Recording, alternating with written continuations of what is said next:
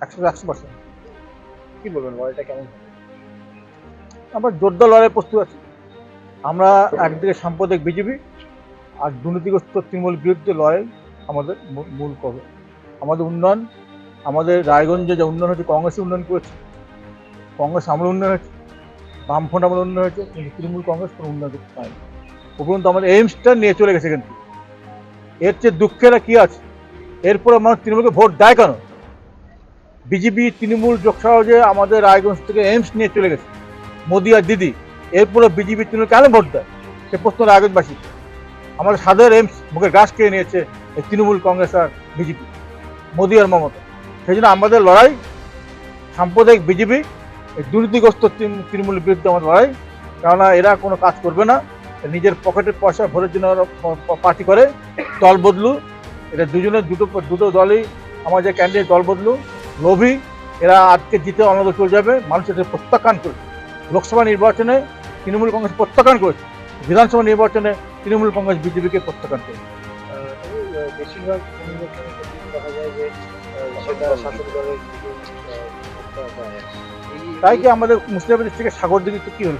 শাসক দল গেল, সাগরদিঘিতে শাসক যায়নি, ও বাম কংগ্রেস জোটে প্রার্থী হয়েছে। অবশ্যই বাম কংগ্রেস জোট প্রার্থী হিসাবে আমি জিতবই, অবশ্যই 100%। এই সমীকরণটা রাজ্যে তো রয়েছে, ক্ষমতায় রয়েছে তৃণমূল, তাতে কি হয়েছে? সেই জায়গাটাতে কি করে লড়াই? তৃণমূল কংগ্রেস থাকলে কি লড়াই করা যাবে না? আমরা লড়াই করে একদম সিদ্ধা সোজা করে দাঁড়িয়ে আসি। আপনি জেতার পরেও তো কাজ করতে দেবে না এই তৃণমূল। কাজ করতে কি হবে জানি, কারণ বামফ্রন্ট এবং আমাদের জন্য তৃণমূল কংগ্রেসে 12 বছর ছিল, পৌরসভা তো আমরা চালিয়েছি। আমরা কীভাবে কাজ করতে পারি আমরা জানি। সেটা আমরা বাম কংগ্রেস জোট কাজ করতে পারে, মানুষের কাজ করতে পারে এবং এলাকায় উন্নয়ন করতে পারে, প্রমাণিত পরীক্ষিত। আর তৃণমূল কংগ্রেস আজকে বোর্ডটা পঞ্চায়েত মিউনিসিপ্যালিটি বোর্ড আজকে শহরে ভাগায় পরিণত করেছে তৃণমূল কংগ্রেস। এরপরে বলতে হবে কারা কাজ করে না। কাকু কি মনে হচ্ছে এই আগত নির্বাচনে কি ভোট সন্ত্রাসের কোনো আশঙ্কা করছে? তৃণমূল কংগ্রেস মানে সন্ত্রাস দল, সন্ত্রাসের গর্ভে জন্ম হয়েছে এরা। কোনো নির্বাচন সন্ত্রাস ছাড়া করে না।